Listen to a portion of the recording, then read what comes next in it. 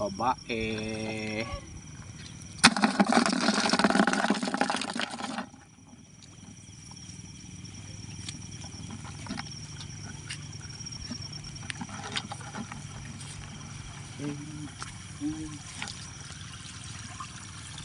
Tututok mo sa ano pag ano.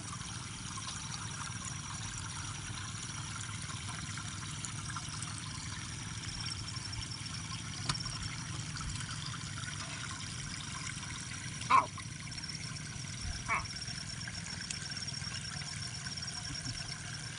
Nilipit ka pa.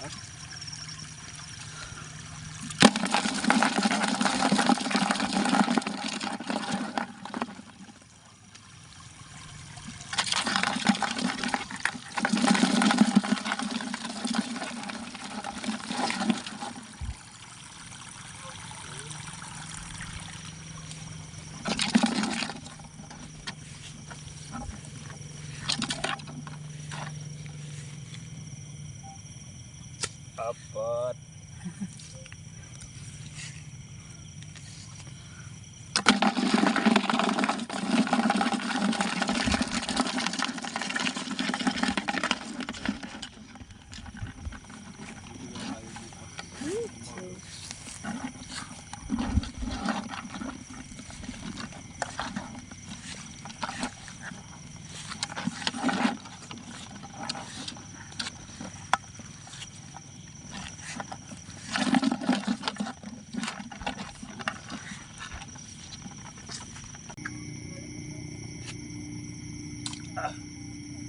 Huli. Huli ay.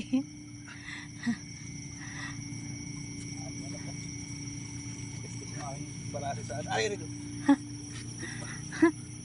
Tip pa.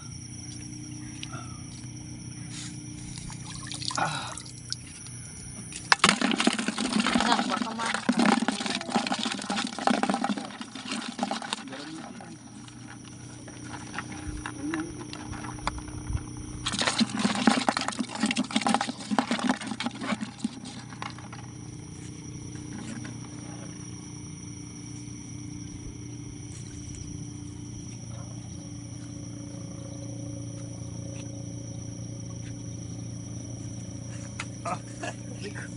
Kung masubsub.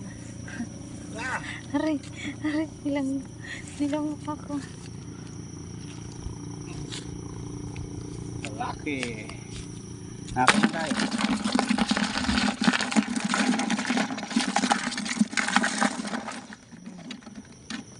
Nagkalat sila doon.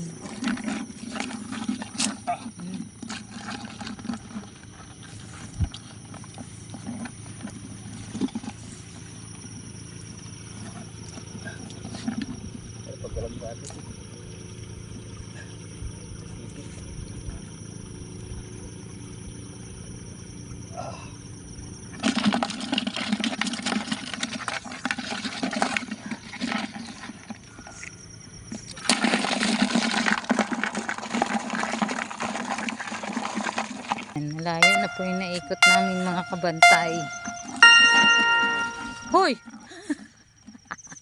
Kotin tiyak. Bakit?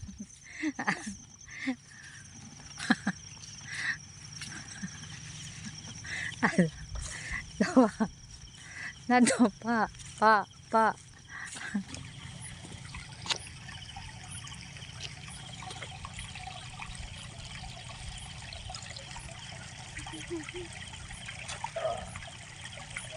Huli ka, balbon. Sumasaya dito sa gilid habang sinisipit yung kanyang papa.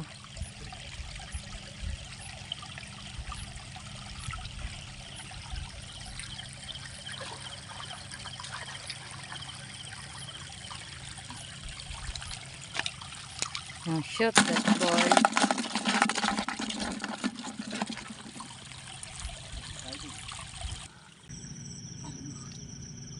Ate Ama Ra. Yan, huli ka, balbuan. Ay, hindot. Oh. Oh. Baka mahulog si Papa dyan.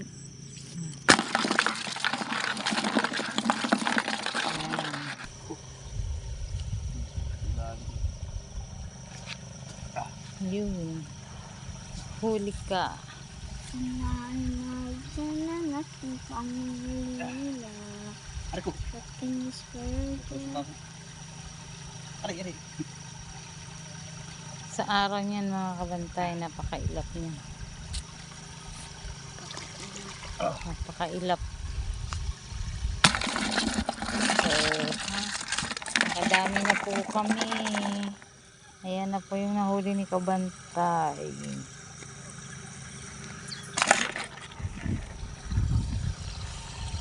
Okay. Mabo na kasi kayo nang gadget. Makaisalan tayo dito. Puro sa kabila. Tara na, balik tayo. Daming nagkakal. Back to where we belong. Lawa. Ayan, yung nakuha namin. Pwede na yan. Mamaya naman ulit. Pagka ano diba, pamilibang. Okay. Ay!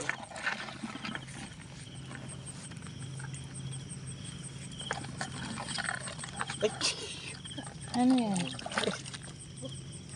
Nabutan. Kamuko.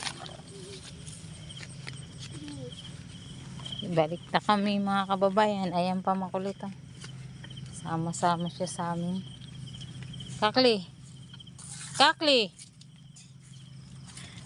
Di. Wala mga kabantay, yung nawala tayo kagabi. Meron siguro 13 piraso to. Ito lang ang sisigang natin yun. Ulam sa pang umaga.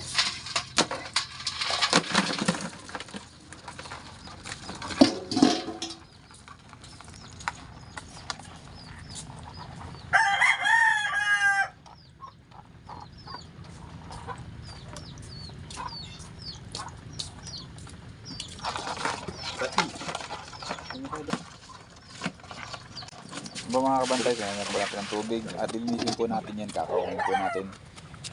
Tatanggalin po natin yung mga kinain yan, pipigayin po natin para wala po yung kulay berde niya.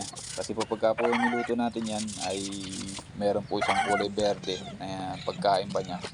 Eh, kailangan po natin pigayin yung pinakanguso niya, tapos tanggalin po natin yung pinakatalabis niya, yung pinaka-pusiti yan. Tanggalin po natin yan para po doon lumabas yung mga pipigayin nating kinain niya, tsaka po yung kulay berde na nasa loob ng kanyang laman, no? Para po hindi po magkulay berde yung ating sabaw. Yan. Ganyan po ang paglilinis ng ating damuko para po masarap po yung ating pagkain. Kasi po pag hindi po natin tinanggal yan at niluto lang po natin ng basta-basta, ay kulay berde po yung ating sabaw. Yan po. Mas masarap po kasi yung kulay berde. Yan. Sa mga iba po dyan, no, subukan nyo po yan. Sinigang na damuko, napakasarap po yan. Lagi pong sinasabi, no, napakasarap po talaga yan. And fast forward lang po natin to para po mabilis dahil matagal din po maglilinis ng damuko at inisa-isa po natin yan, mga kabantay. Yan.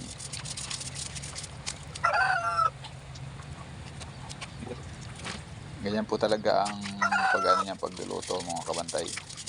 Kailangan po natin linisin. Dahil yun po mga iba-iba niyan, may mga putik-putik pa na hindi naman tatanggal. Ayan. Kaya kailangan po natin talaga tanggalin. Ito mga kabantay, ito ang pinatatapon natin yung berde. Ayan o. Kita nyo yun. Ayan o. Para hindi kumuray sa sabaw. Ayan o. Ipigil natin itong pinakano. Ayan. Kukulay kasi sa sabaw yan eh.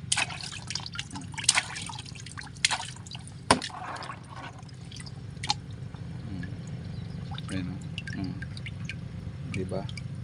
Kukulay berde sa sabaw natin. Ayan, mawawala yung konti. Hindi na siya mag-berde. Ayan, ano. Sa mga nagsisigang po nito, ayan, para mawala yung pag-berde ng sabaw, pipigayin lang to. Ito, rangasina to. Ayan.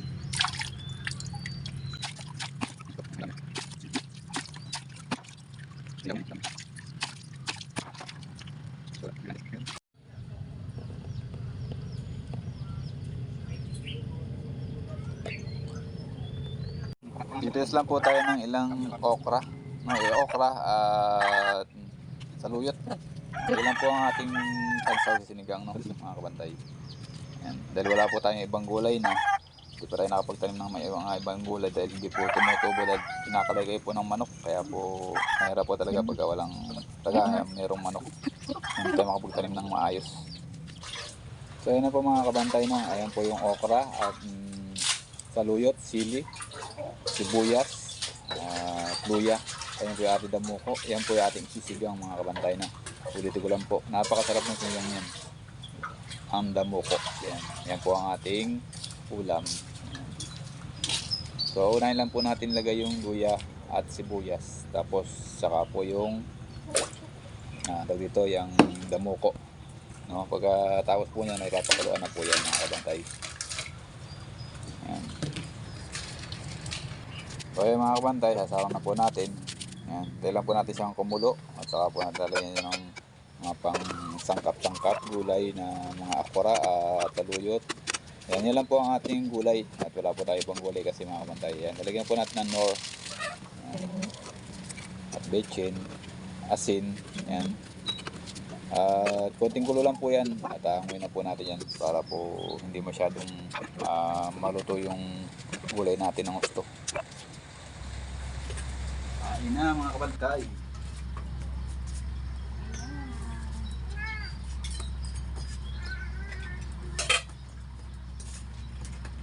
So meron ulit tayong yung nilagang ng kagabi natin naubos. Natin titirahin. Liwan na ang palaya. At sinigang na damuko.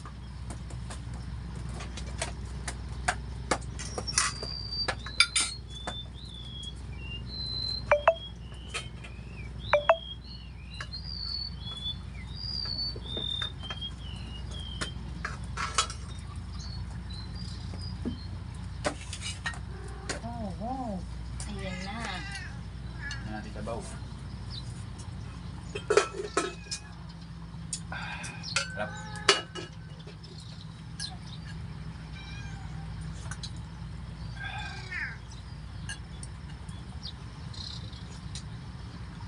Harap mga kabantay. Kain na po. Ay. Kaya yan.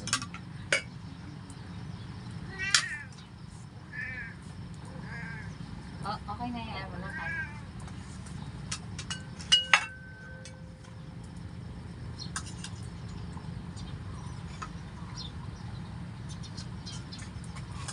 Kaya na po mga kabantay. Kain na.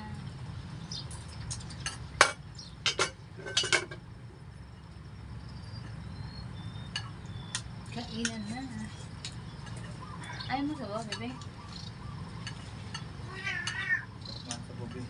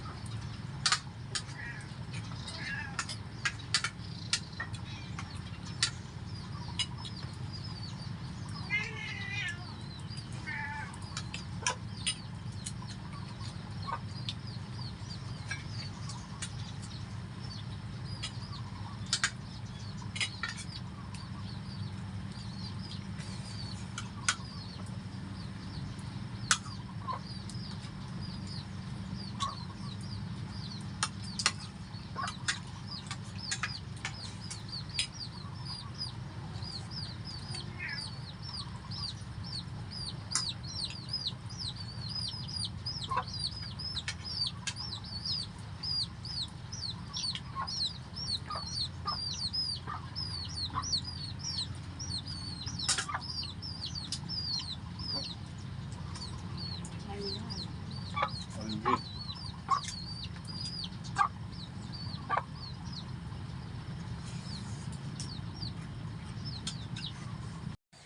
Yan na nga po mga kabantay, no. Fast forward na po natin dahil sobrang tagal po ng ating kain at napakasarap po talaga ng ating sinigang na damuko. At meron po tayo diyang nilagang ampalaya, yung ligaw na ampalaya, tsaka po yung dahon niya. Ayan, yan po ang ating kinain dyan. Napakasarap po talaga ng combination ng maasim tsaka yung mapait, no? Subukan nyo po, napakasarap. Tapos meron po tayo dyan yung patatas at itlog pinirito. Yan, napakasarap po ng aming kain dyan, mga kabantay. Subukan nyo po sa bahay kung meron po kayong ganitong uri ng tawag dito, alimasag or alimango. Masarap din po silang pansinigang mga kabantay. Napakasarap po talaga yan. At lalo po yung mga galaman niya, mga kabantay. Napakasarap pong kukutin para pong kumukot ng butong pakwan. Kung sakasakali po hindi nyo maubos yung galamay at puro lang po ang kakainin nyo, itabi lang nyo po at inyo pong kukutin pagka natapos po kayong kumain. Yan. Yan, sarap po ng higop ng sabaw talaga. Grabe. At yan pong ampalaya na yan ay naubos po natin. No? Natira lang po ng ilang dahon dahil nga po sobrang busog na tayo.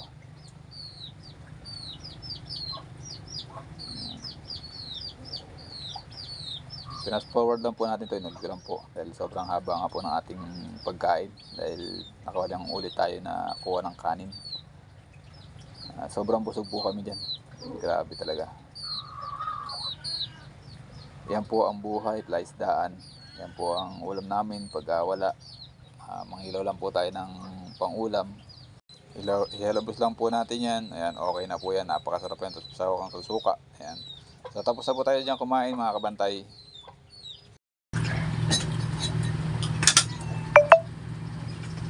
Hey. Ayan, thank you po Lord, nainit na tayo. Salamat po. Busog naman po. Ayan, nalila lang po ang aming pagkain. Ayan, naubos po yung ating sinigang. Galamay ang Pati yung ating ang dahon lang na ampalaya natira kasi kagabi ko pa tinulang. Pero kumain na tayo ng ito na. ampalaya. Mamaya yan. Ampalaya yan.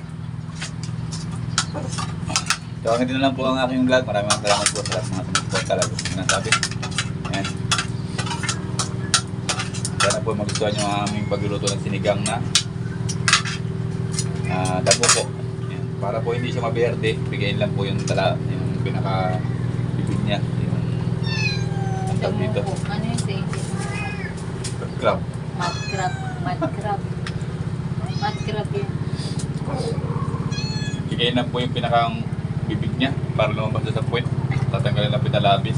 Yan. Ganun lang po ang pagtanggal ng pamemerde ng sabaw. Kasi pag hindi natin tatanggalin yung berde ng sabaw natin. So ito hindi naman siya ng berde. Sinigang talaga siya. Kulay So hindi lang po. Bye bye mga chup-chup. Salamat po sa lahat. Bye bye. Babush.